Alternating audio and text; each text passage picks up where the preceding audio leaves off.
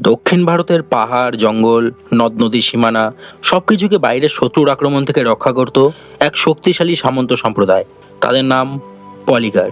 এনারা সাধারণত জমিদারের হয়ে জমি পরিচালনা, কর সংগ্রহ ও সীমানা রক্ষার কাজ করত। মাদুরাই, ত্রিচিপল্লী এবং কর্ণাটক ও অন্ধ্রের বেশ কিছু অংশে এদের বেশ প্রভাব ছিল। অনেক সময় এরা ছোট ছোট অঞ্চল শাসন করত। এই আধা স্বাধীন ক্ষুদ্র রাজ্যগুলোকে বলা হতো পলিয়াম। প্রতিটি পলিয়ামের নিজস্ব আইন, নিজস্ব সৈন্য ও নিজস্ব পতাকা ছিল। 1799 সালে দক্ষিণ ভারতের আকাশে দেখা দিল এক কালো মেঘের ছায়া। ব্রিটিশ ইস্ট ইন্ডিয়া কোম্পানি, তারা এলো ভারত দখল করতে।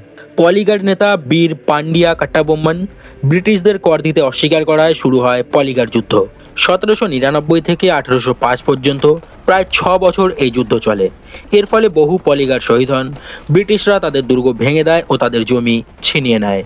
পলিগারদের সাহসিকতার গল্প আজও দক্ষিণ ভারতের গান, লোককাহিনী ও নাটকে জীবন্ত, কারণ তারাই ছিল দক্ষিণের প্রথম স্বাধীনতা সংগ্রামী।